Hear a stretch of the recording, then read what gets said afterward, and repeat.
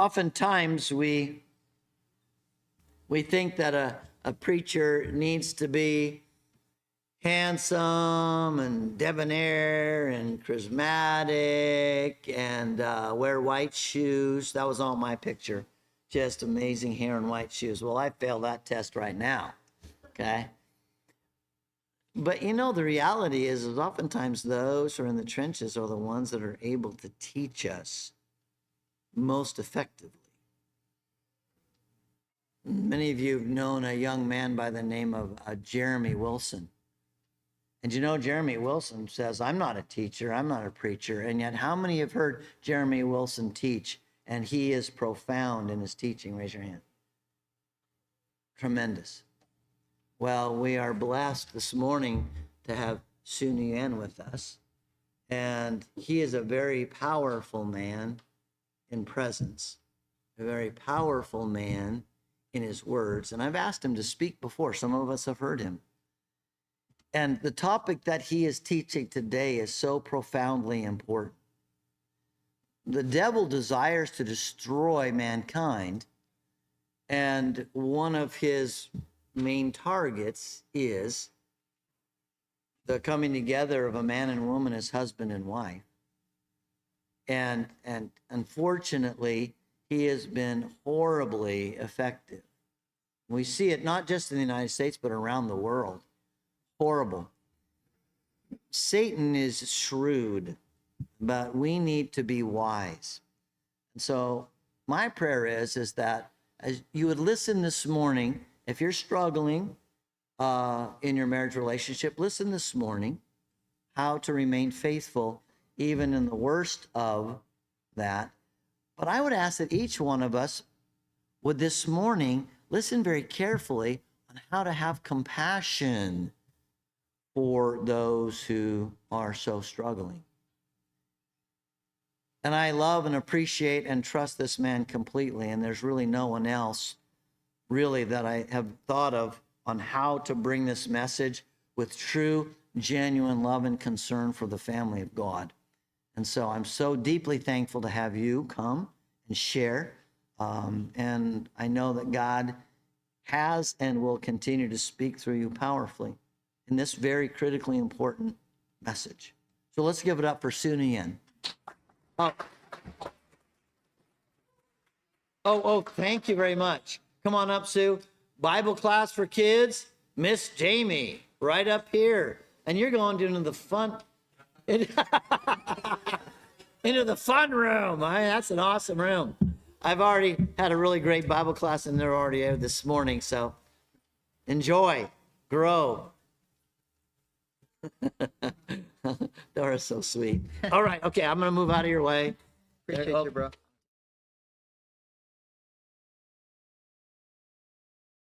Could life be any better? I don't think so. I don't think so. I just thought of something on my way up here. Well, as Bill was talking, you guys remember when Jesus had fasted 40 days, and after he came out of there, the devil was tempting him, and so, he tempted him with the stone turning to bread, and then he tempted him with throwing yourself off this cliff. But the other thing that he was tempting him with was, he said, if you bow down before me, what I'm going to give you is all the kingdoms. And I realized that mug was holding Jesus's bride hostage. Because that's who Jesus was coming to get, right? It's the potential for his bride. So, man. So the first question I like to start off with a question. The question is, what have you heard is the percentage of marriages that end in divorce? What have you guys heard? It's 50%, right? And that's true with those outside of the church, and that's true even within the church. And I'm a numbers guy. On top of that, they're saying that number is actually shrinking, not because less people are getting divorced, but just because less people are getting married. So you guys have heard that before.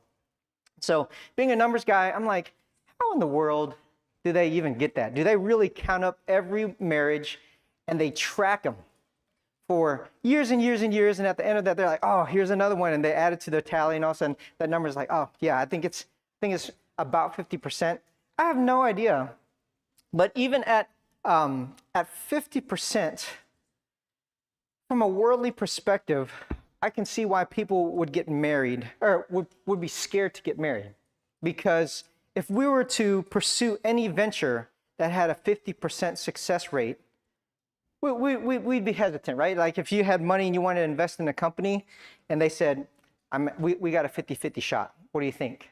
No, thanks. If you were to undergo surgery and they said there's a 50% success rate, depending on what it is, you'd be like, am I going to die? Yeah, well then let me do it. But if I'm not going to die, maybe not. How about skydiving? If that was a 50% success rate, you're like, yeah. So if I had to do the surgery or the skydiving, just give me the surgery because there's no way I'm jumping out of a plane. Are you guys crazy? But the amount of work that would be required to actually track that and the years and years of like data that you would have to collect, I don't know if they could, I don't know if you could really say with any certainty what that number looks like. What they did end up doing was there's another way of calculating that number. Man, I sound like a nerd up here. But in 2020, they said that there's about 4 divorces for every 1,000 people. That number in 2022 dropped down to 2.4 divorces. But we're going to use a 2020 number for simplicity. So in a room with 250 people, there's not 250 people in here. That means that statistically, there's at least 1 divorcee in the crowd. I know for a fact that there's more than 1 divorcee in this room. And I know that in my home church back in Bozeman, that number is significantly higher than 1 in 250. All that to say is that, man, broken marriages and divorces affect all of us. We all know somebody who's going through it. Most of us are related to somebody or have a really, really close friend. And then even some of us have the heart-wrenching displeasure of actually having to go through it. So let me assure you that speaking on this topic was not my idea for several reasons. Number one, I'm not an expert on divorce. Imagine a guy coming in here and he's got a pirate shirt on. I don't know what that even looks like. He's got a bandana. He's missing an arm. And, he's got a wooden leg. He comes in here and he says, yeah, I'm losing my arm because I got bit by a shark. And you're like, whoa. How many of you guys would say, man, that guy must be an expert on sharks? That guy must know a lot about sharks. No, I think that guy was a dummy swimming in shark-infested waters. Missing an arm does not give you that information on sharks. I feel the same way. I did go through a divorce, but I would not say that I'm an expert on divorce whatsoever. Number two, it's always hard to talk to somebody who's hurting. And I'm terrible at knowing what to say. Like when people talk to me and they're telling me about the death of a loved one, I don't know what to say. People who are going through a really difficult time, most of the time, do you guys struggle with that too, knowing what to say to somebody who's hurting? Even when someone's just having a bad day, that's like what do I say? What can I say to cheer them up? So pro tip, if a man looks tired, you can say, man, you look tired. And they'll say, yeah, I didn't get much sleep last night. There was a lot of snoring in my cabin. I hate it when that happens. Why is this guy sleeping in my house, Or they would say, I've just been super busy, and yeah, there's a lot going on. Or if they say, man, you should see the other guy, these are all typical responses if you go up to a guy and you say, man, you look tired, or you look rough. But friends, under no circumstances should you go up to a girl and ask them that same question, because they legit may be tired, or maybe it's just not a good day. and you don't want to open up that whole can of worms, because then for the rest of the day they're like, do I look tired? Like, what's that supposed to mean? And you could hurt somebody's feelings. So that's the second reason why this topic would not be my idea to talk about. And then number three, I cry like a baby. For the longest time, when I would preach, there wasn't a single message that I preached that I could get through without crying at some point in that message. I mean, my kids were calling me Jeremiah, the weeping prophet. And it was embarrassing. But all those reasons are exactly why I'm preaching on this topic today. Number one, I'm no expert, but I've been through it. And I don't know about sharks, and I don't know what it's like to be bit by a shark, but I know what it takes to fight for your faith in suffering times. Number two, other people are going through this, and they need me. Other people are going through this, and they need you. Because if you're normal, your relationships are going to be tough. And you're going through it too. And so we really need each other. And then number three, people cry all the time. You'll be fine. Bill cries like a big crybaby. Like yesterday, I mean, how many preachers yesterday were crying? You know, we had Matthew on the screen. I think he got choked up a couple of times. Bill was crying over there. Phil cries in his sleep. Everyone does it. So here we go. We're going to get into this topic.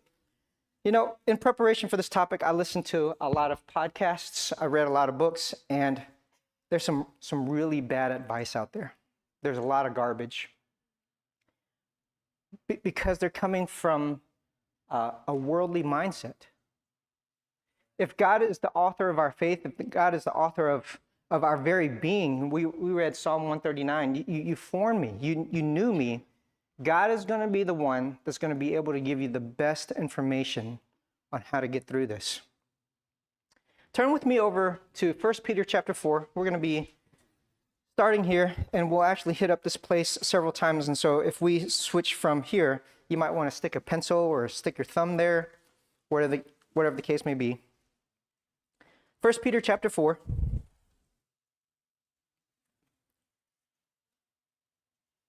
I want to be starting in verse 7. The end of all things is near. Therefore be of sound judgment and sober spirit for the purpose of prayer. Above all, keep fervent in your love for one another, because love covers a multitude of sins.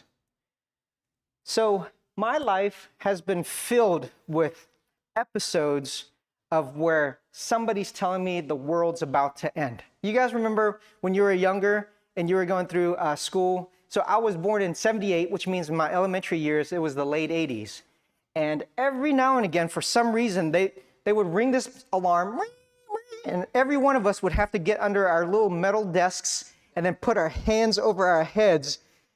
And I was like, why are we doing this? Because it was in preparation for bombs. You guys remember that? Like the Russians at any moment are going to fire their nukes, and we're going to get under these flimsy metal desks to prevent us from getting destroyed by nuclear bombs. Does anybody else remember that? Okay, good. I wasn't the only one. I remember that was, okay, so I'm living a life now where my life could end at any time as a kid. Good luck, kids. Then, after that, after I graduated from high school, there was this one time where the entire world was going to shut down. Y2K. My life was going to end, because my whole life was already on a computer at that point, because I was a nerd. And so if that whole system shuts down, well, where's my social life going to be? Every presidential election, oh no, a Republican's going to be in office. There goes the world. Oh no, a Democrat's going to be in the office. There goes the world. This was significantly heightened when Trump became president the first time. And then Biden, everyone's losing their minds, and then Trump, and then now everyone's really, really losing their minds, because the world will never be the same again. Go ahead and stock up on your cans of soup and your ammo, because the world's going to end. But then 2020 happened, and by far was the darkest year of my life. And it wasn't really due to COVID. Around 2020 was the time where my ex-wife of 17 years didn't want to be married to me anymore. And I remember thinking to myself, the world was going to end because a lot of my life was wrapped up in the fact that I'm married. And that's good, right? You and your wife, you become one. But let me tell you a little bit about my feelings. Just beyond the whole heartbreak, because nobody wants to feel rejected or left out. There was a lot of shame and a lot of anger, sadness. I appreciated your input the other day when was it Phil, when you're asking like what kind of feelings would you feel when this or that particular thing was going on, and there was a lot of good comments. Grief. What made that episode of my life even worse was that for 5 months I grieved by myself. And it wasn't because 2020 shut everything down. In fact, during that time, I talked to more people on the phone than I've talked to in my entire life up to that point. You know, we needed each other, and we were calling and things like that. The reason why I had to grieve by myself was because we wanted to try to work it out where we could, and so we didn't tell a lot of people. I'm going to go ahead and tell you that's a terrible idea. Don't do it. And if your spouse asks you, hey, can we just keep this out? I don't know if I could even agree, or I would even advise you to agree. And we'll talk about that later. But I was thinking about the ramifications of this decision. What's going to happen to my kids? That's gonna be devastating to them. I did not want my kids to have a broken family, because it doesn't affect them just now. It's going to be terrible, but later on, I'll be honest with you guys. In my pursuit of godly spouses for my own children, there's some criteria that I have in my mind, and one of those is, man, if you marry somebody who comes from a divorced family, there's going to be some issues with that you need to be aware of. I'm not saying that they can't. I'm just saying that's a flag. It might not be a red flag, but it's certainly a yellow flag. You got to be careful about this. What's going to happen to our families, not just my immediate family, but my family, her family, all the aunts and uncles. A lot of people were rooting for us. What's going to happen to the church? We played a big role in the church together. And that was just going to negatively affect so many things. I also thought about, how will I ever preach again? Who's going to listen to me? I can't even keep my family together. What am I going to be able to say to anybody else? I lost all credibility.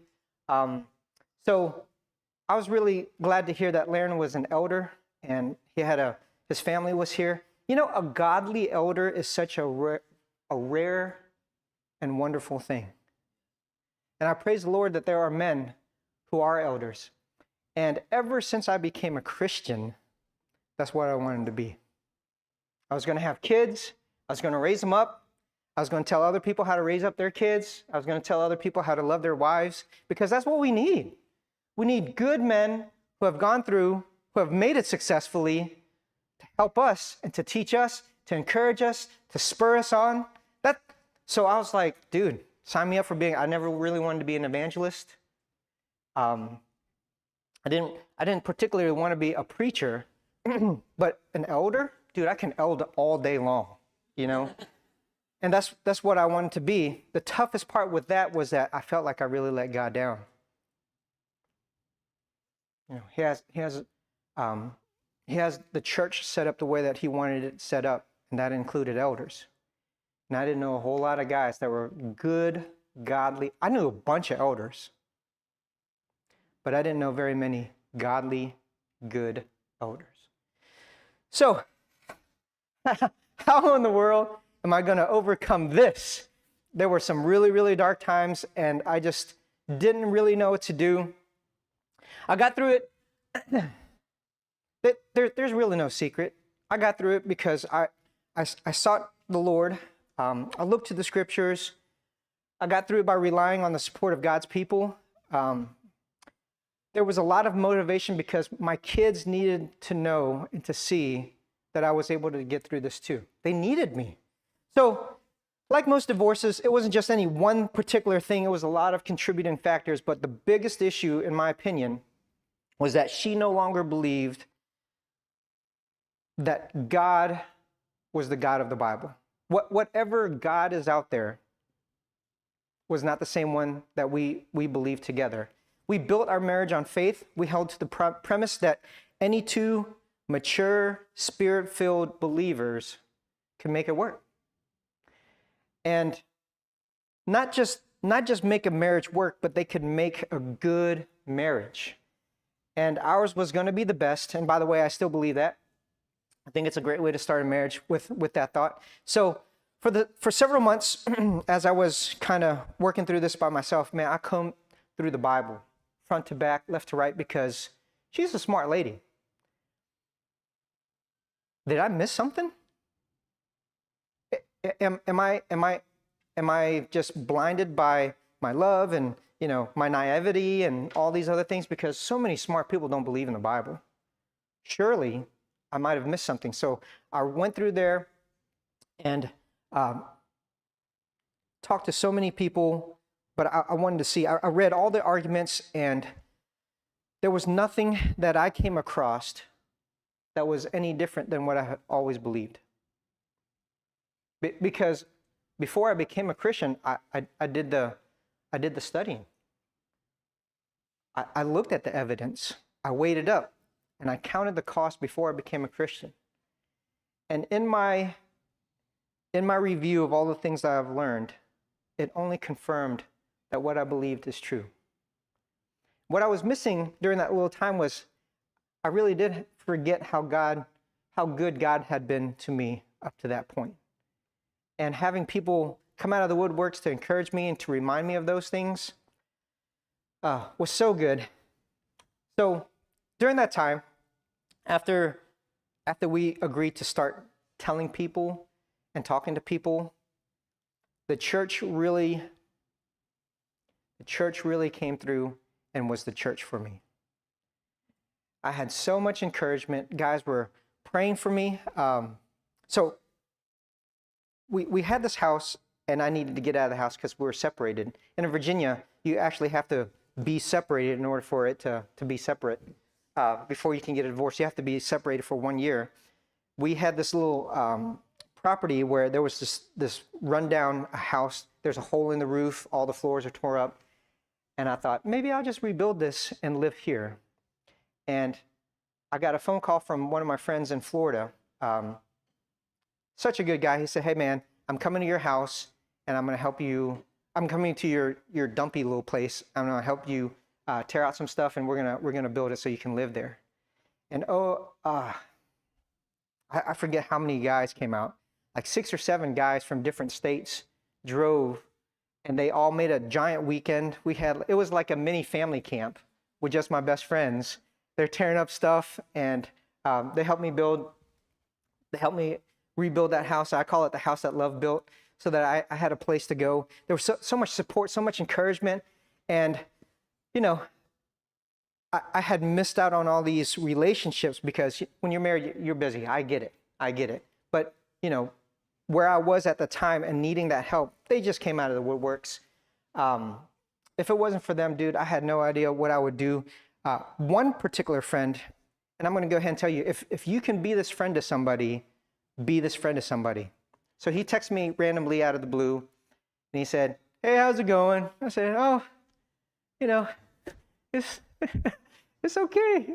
I didn't say it like that because it was a text message. I said, it's okay. I said, I'm the happiest and saddest I've ever been in my life. And he responded back like almost super fast. He's like, is everything okay? And I was like, maybe we should chat about this. And it's like, is it about your wife? Like, how do you know? He said, There's not a whole lot that goes on in a man's life that makes him the happiest and the saddest at the same time. It's like, man, you got me. So we started talking. He proceeds for the next couple of years to call me every single Tuesday. Some Tuesdays I didn't answer, but he called me faithfully every Tuesday. Days we would talk 3-4 hours. Other days it's 10 minutes. Some days, like I said, I wouldn't answer. But he called me every single Tuesday. And it was really refreshing because there were some days where I really needed a friend to talk to. And I hate to be the guy that bothers anybody else. You know, I don't want to call somebody up and be like, you have 10 minutes to listen to my problems. You know, don't have that attitude. People in the church, I've got 10 minutes if you want to call me. Of course, for you, anything. But I'm the kind of guy that's like, I don't like other people. I don't like to be a burden on other people. And so having a friend that proactively did that was fantastic. Be that friend. Not all messages were helpful. I got on a phone call with my mom calls me up, and I hadn't told her yet. She said, hey, Sue, tell that wife of yours to come visit me. I haven't seen her in a long time. I miss her so much. Just really lovey-dovey. And I said, Mom, so about that, we're separating. And I don't think we're going to make it, and we're probably going to. And she said, I told you not to marry a white girl. Man, she said, their culture is not like our culture. You know, you should have never done that. And I remember I was laughing on the other line because this is how my mom, that's a loving way of her talking to me. Like when I come home for Thanksgiving, she'll always say, oh, your face is so round, which means that I'm healthy because I'm getting fat.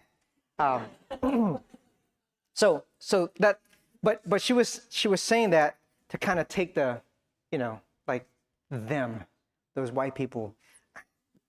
I haven't told her that I married another white girl yet, but I'm just kidding. I have. But we talked about other things, and then at the very end of that conversation, she said, you know, Sue, you just got to stop thinking about it. Focus on your work, focus on the kids, and just stop thinking about it.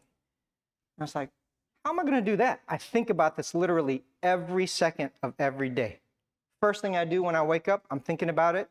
Last thing I do when I go to sleep, I'm thinking about it. Sometimes I'm just crying myself to sleep, thinking about this very thing. She's right, but it wasn't very helpful. So I'm on the phone all the time, got so much support. And when other people started finding out, I was getting a lot of phone calls from guys who are also struggling in their own marriages. Some of them have already separated. Some of them were, divorce is inevitable. Some of them actually were starting to get the courage to talk about the issues in their own relationships. And of the ones who had or were up to the point of divorce, I realized that a lot of them felt like nobody cared for them. I never felt that from the church. I felt like everyone was calling, texting me, words of encouragement, letters, showing up to my house, investing their time and money into me. There was so much. But there are a lot of guys out there who don't have any of that. And there were some guys who had left the church, and they said they felt like nobody cared about them. This is not a condemnation on anybody, by the way. This is just a declaration that there is a strong need for us to reach out to folks out there. And that's what I kind of want to focus on today. When you're going through that, the emotions that you feel are so extreme, and we do kind of blow things out of proportion. If you go 24 hours and nobody's called you, there's a despair of, man, nobody cares about me. Well, surely the 10 people who called you yesterday, somebody cares. But you see what I'm saying? When people are hurt, they will say and they will feel things that sometimes aren't rational.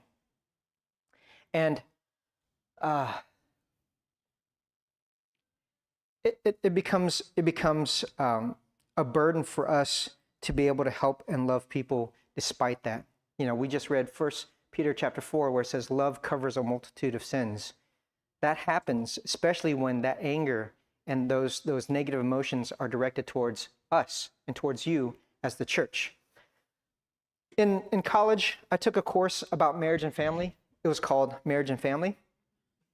And I don't really remember anything from that class, except for the couple of the books that I read. I think we read the 5 love languages in that book. I really liked that book. And I remember thinking to myself, oh, this is going to be useful later. And then I forgot all about it. And I should have paid better attention, obviously. But it wasn't in that class that I got the only thing that I remember about divorce going through 4 years of Bible college. It was in my Gospels class.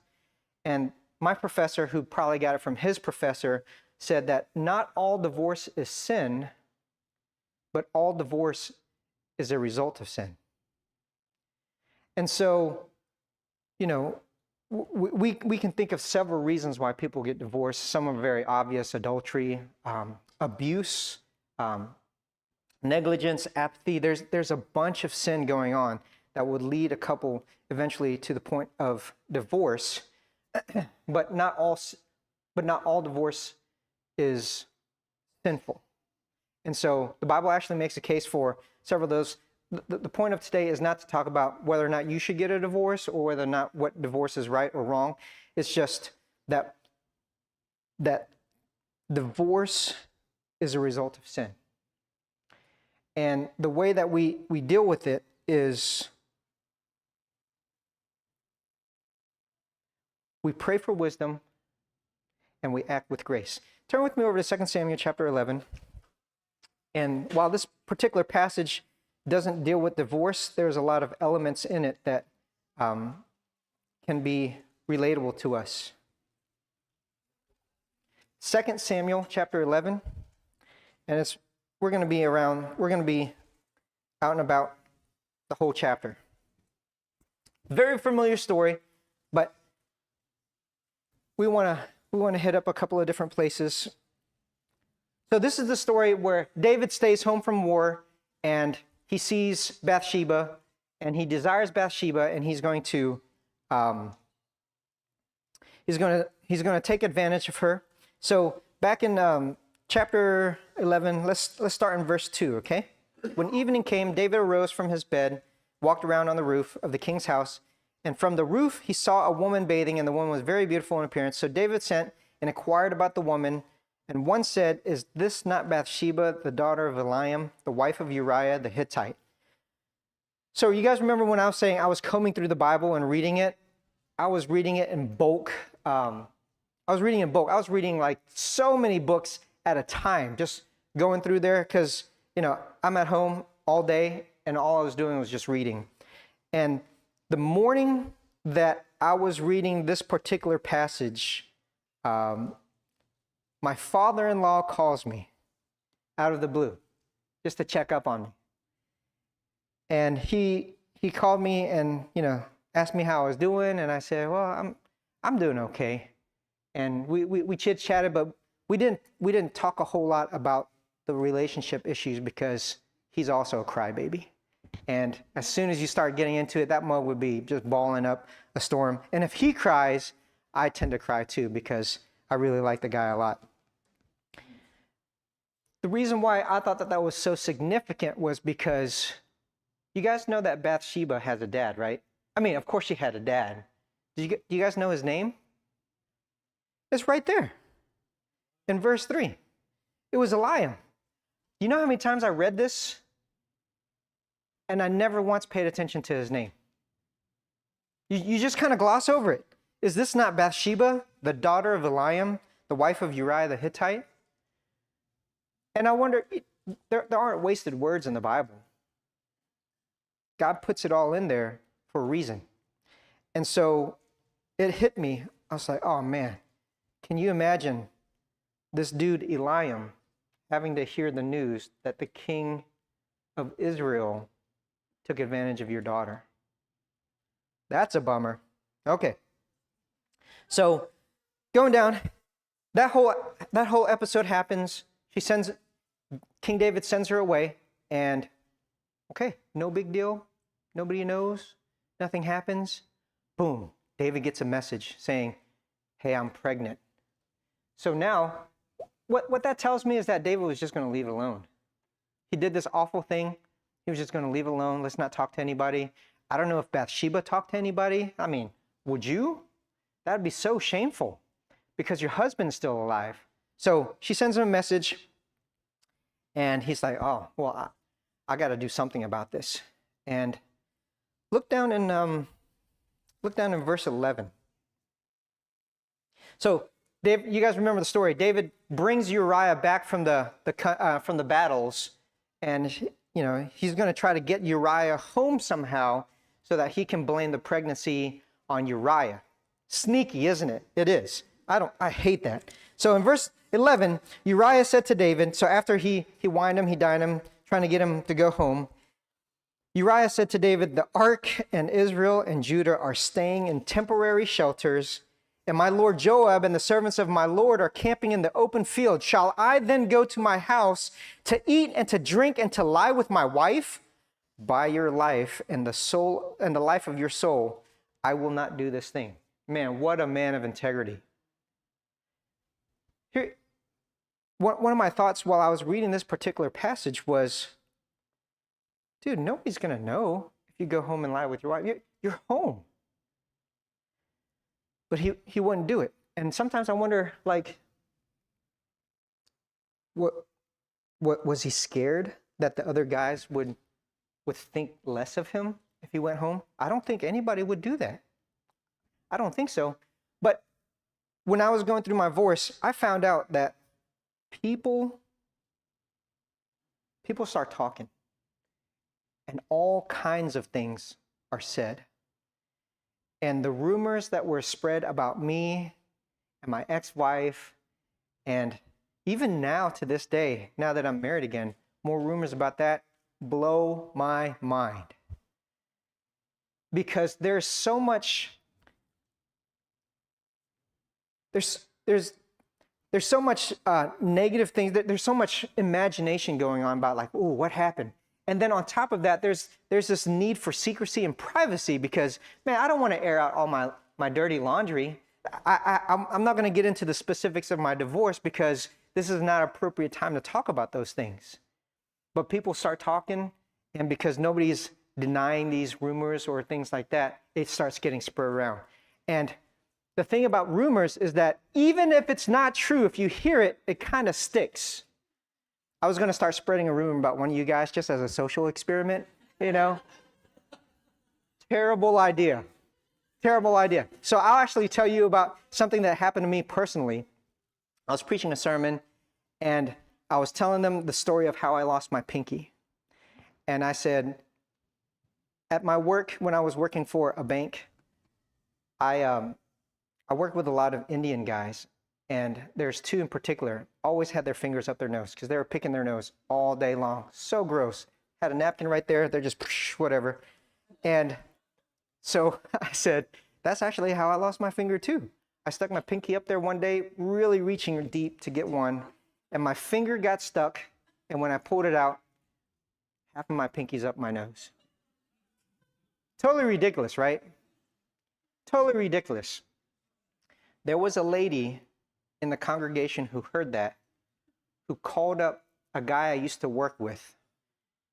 She said, hey, did you hear about Sue?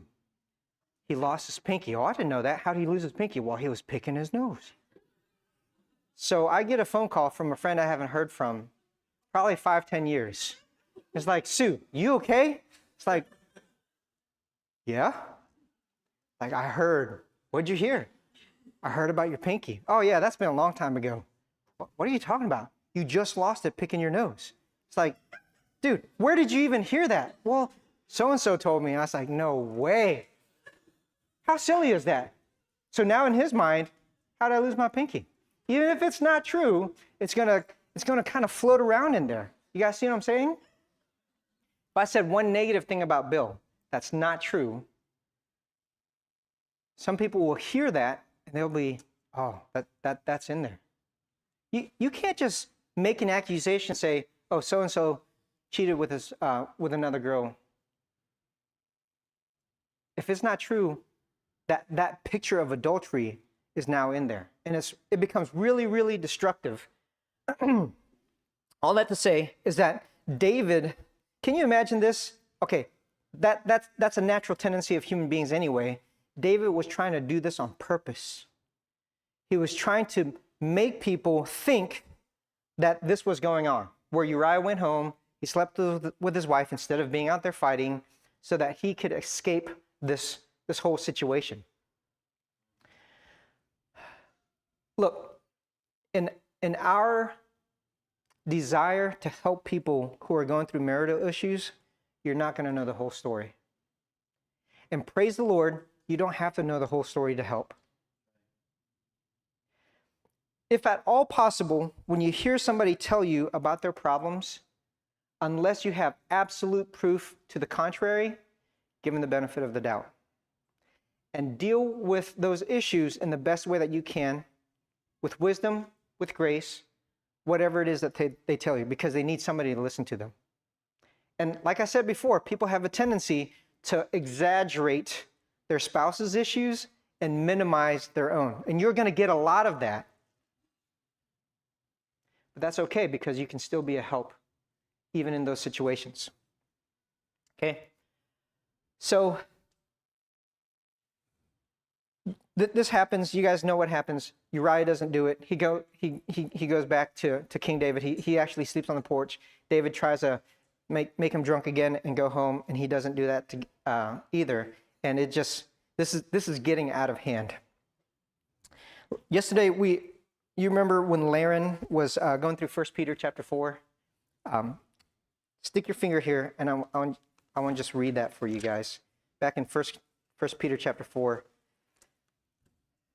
He made a joke about this. Everyone laughed. I laughed. It was a good time. It was down in verse 15 of 1 Peter chapter 4. But he says, make sure that none of you suffers as a murderer or thief or evildoer or troublesome meddler. And he said, hey, you guys lay off on the murdering. And we're like, oh, that was funny, right? Why in the world, first of all, would Christians be accused of murder?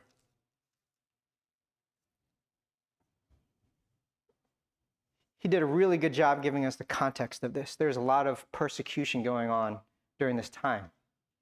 So here's a very real scenario.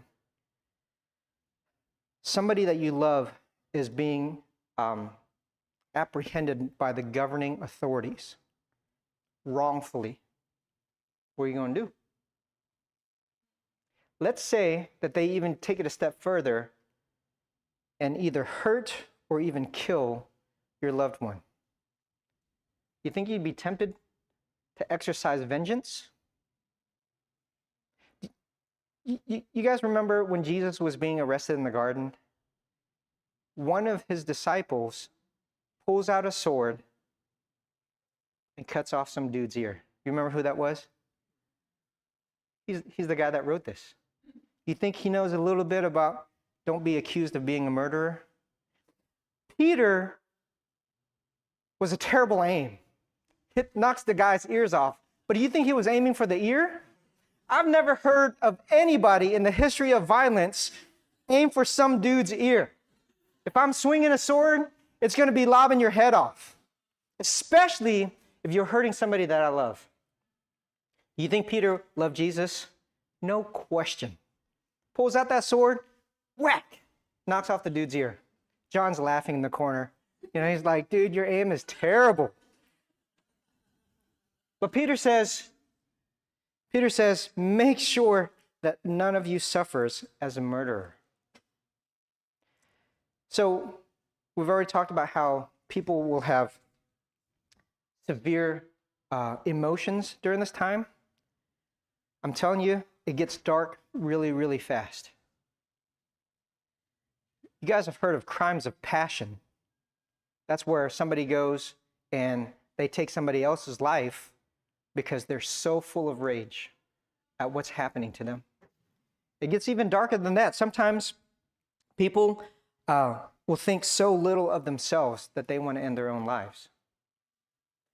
And the Bible says, make sure that none of you suffers as a murderer. That's no joke. What will drive a man to do that? Going back to David, on a normal day, you would say that David's a pretty good guy, pretty level-headed man. But here, David is plotting the death of one of his friends. All for what? Sin.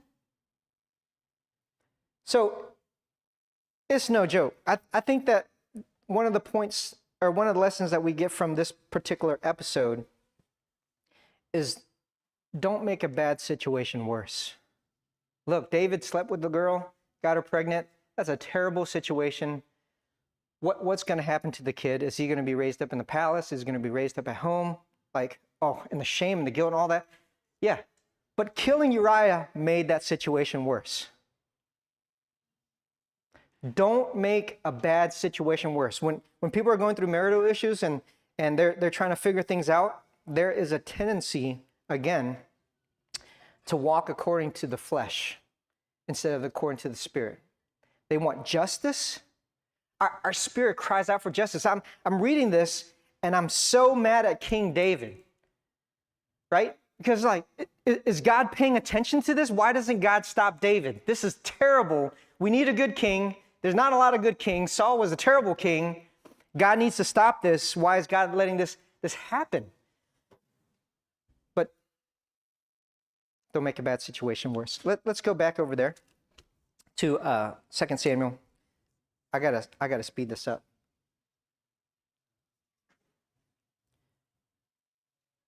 So you guys remember what happens?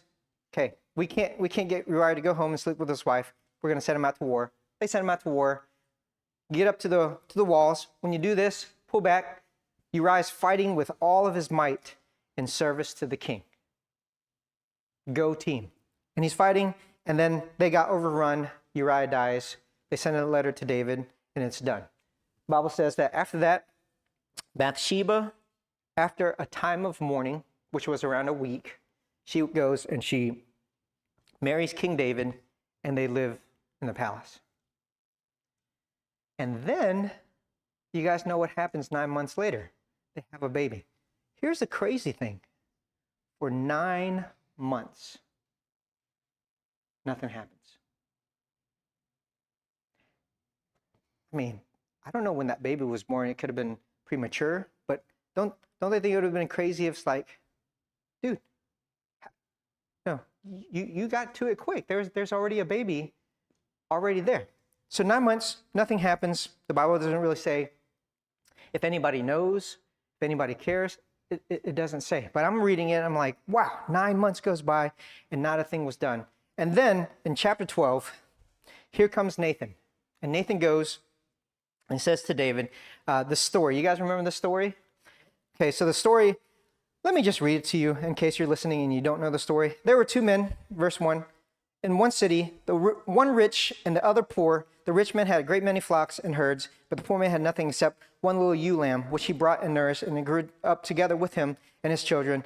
It would eat of his bread and drink of his cup and lie in his bosom, and was like a daughter to him. Man, really painting a picture here. Now a traveler came to the rich man, and he was unwilling to take from his own flock or his own herd to prepare for the wayfarer who had come to him. Rather, he took the poor man's ewe lamb and prepared it for the man who had come to him. David's anger burned greatly. David's feeling the right feelings here, by the way, against the man, and he said to Nathan, as the Lord lives, surely the man who has done this deserves to die. Guys, that feeling of justice will drive us to exact revenge, even to the point of death. Make sure none of you guys end up being a murderer. But man, Phil's message yesterday was so good because it ties in with this verse 6. David said to him, he must make restitution for the lamb fourfold because he did this thing and had no compassion. Oh, that's what we need. We need compassion. because it would take a bad situation and make it a little bit better.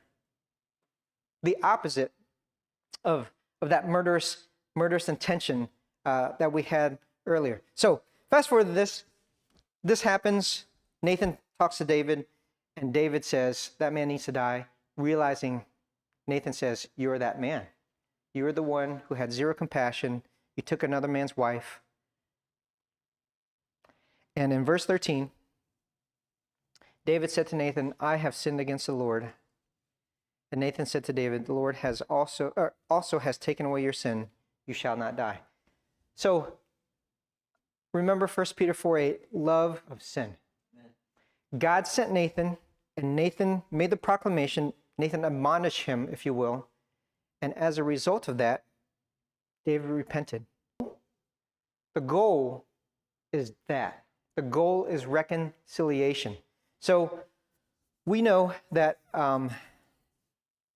you guys remember in Matthew chapter 18 when Jesus is talking to us and he says, if your brother sins against you, you guys remember that? There's like a 3-step process. What are you supposed to do? Well, you're supposed to go and talk to your brother. And after that, what do you do if he doesn't listen? Or you go and get a couple of buddies and beat him up. No, I'm just kidding. You get a couple of folks, people of integrity, and talk to him. And then after that, you take it to the church. But in each of those steps, something that's not actually stated in the text, but we know this to be true, is that you bring along people who have an attitude of reconciliation. In that very first verse, when it says, if your brother sins against you and you go and you talk to him, you do it for what reason? I need to turn there because I was going to try to spout it off the top of my head. But Matthew chapter 18, let me just look real quick.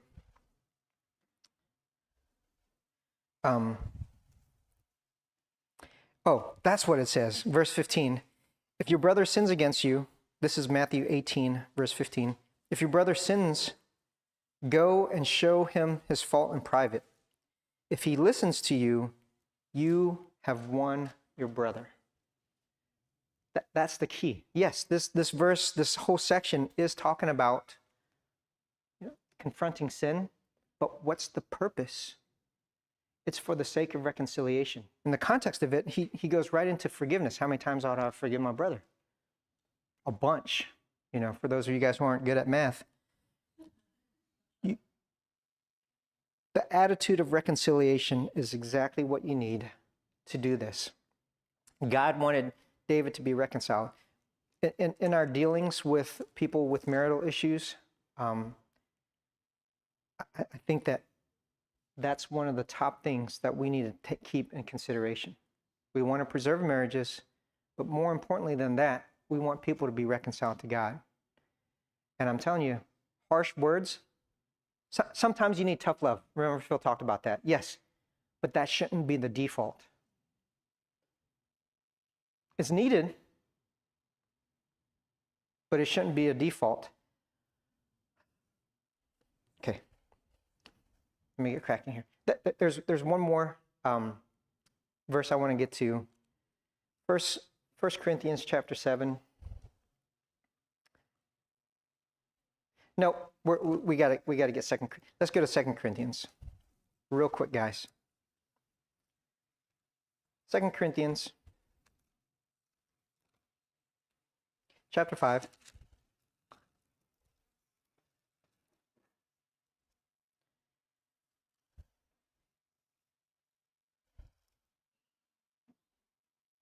Looking in verse 18.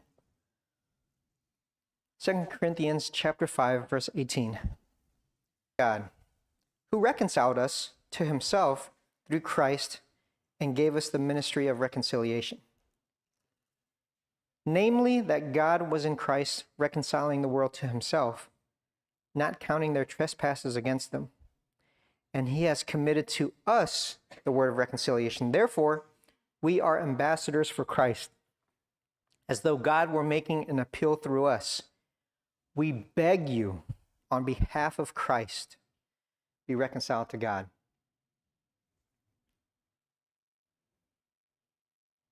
When we think about being ministers of reconciliation, it takes a lot of humility, because Paul is putting himself in a place where he is begging them to be reconciled to God. That already in and of itself takes a lot of humility. Imagine if you beg somebody and they reject you. How much more humility do you need to still love that person? The whole idea behind the work that we need to do to help folks is that there's going to be a lot of, we already talked about a lot of emotions, but some people, if you try to talk to them, will tell you mind your own business. Business, not business. They'll tell you to mind your own business. They may question your motives. They may hate you. They may even attack you and or your character. And still, we are to be ministers of reconciliation. Man, it's not easy. It's not easy. I'm going to skip a couple things and just get to the ending here. What can you do? So the first thing that came to my mind was that, number one, be good to your spouses. Be excellent in your relationships if you're not married. Be a good kid. Be a son or daughter. Be a good dad. Just in the relationships that you have, love one another. Be examples of that. It makes it so much easier to talk to people when you're making a big difference in your own relationships. Number two, remember that God trusts you. Turn it with me over to Romans chapter 15.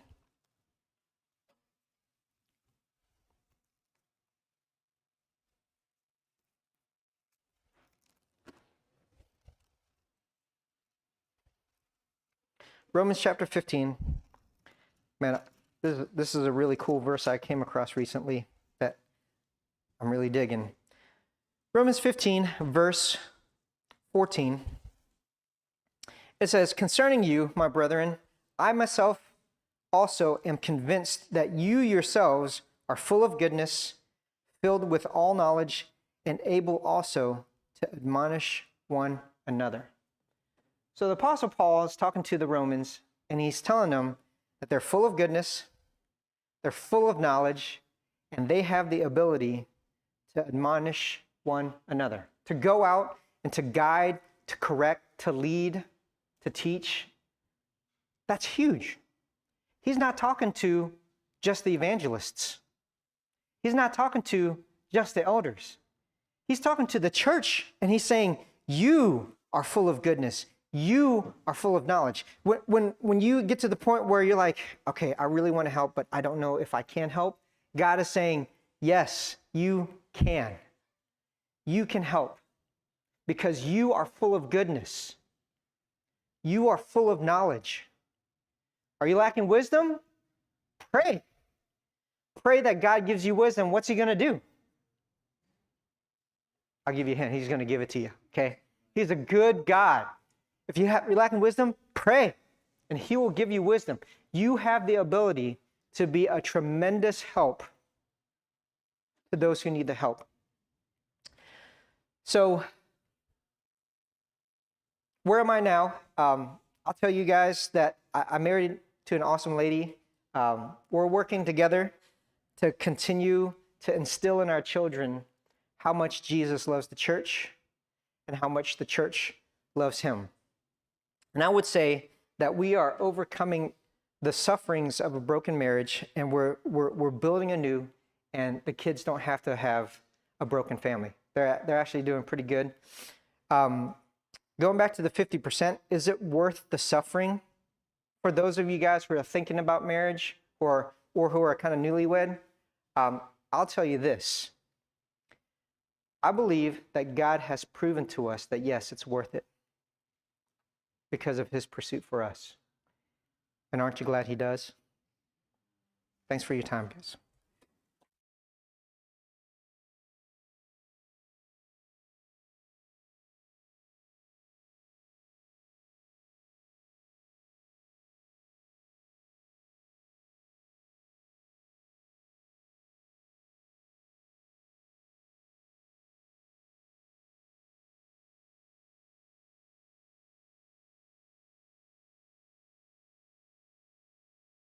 Well, it looks like you get a little bit of a break, not much. 10:45 is when we want to start again, and I hope that we will get it all together before noon. But I'm going to let them know that we might run a little bit late. Not that we're going to try, but we're going to get her done. So thankful for that message. It sounds like compassion is what really is needed. You may not know exactly what to do, but to let people know that you're there for them always is so important. So don't shy away from that. Thank you. That was great. Okay, well, let's give you a few minutes, and at 10:45 sharp, we will begin again. So got about 8 minutes or so.